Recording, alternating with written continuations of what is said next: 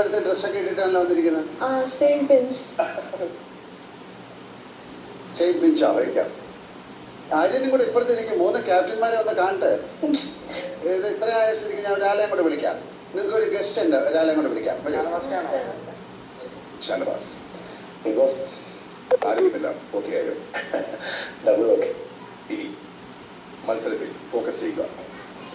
Show 2 ആഴ്ചകൾ മാത്രം ബാക്കി. ഉഷാറല്ലേ? ബിഗ് ബോസിന്റെ സൗണ്ട് കേൾക്കുമ്പോൾ തന്നെ ഉഷാറാവും. ഉഷാർ. ഈ എനർജി എന്നും ഉണ്ടാവട്ടെ. വീടിനുള്ളിലേക്ക് പോവാം. Okay, all the very best. Thank you.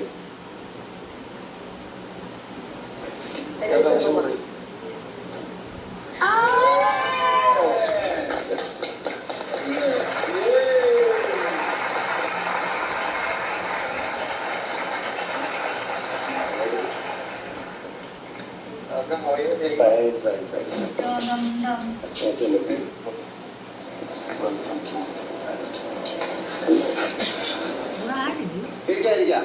ഒരു സംസാരത്തിൻ്റെ ഇടയിലാണ് ഷാനവാസ് കടന്നു വന്നത്. ഞാൻ 3 ക്യാപ്റ്റന്മാരെ അവിടെ ഇരുത്തി. വളരെ അത്യപൂർവമായിട്ട് സംഭവിക്കുന്ന കാര്യമാണ്. എന്നിട്ട് അവരെങ്ങനെ ഉണ്ടായിരുന്നു പറയുന്നത് കേൾക്കാൻ വേണ്ടി കാത്തിരിക്കുകയായിരുന്നു. അനീഷ്, എങ്ങനെ ഉണ്ടായിരുന്നു ക്യാപ്റ്റൻസി?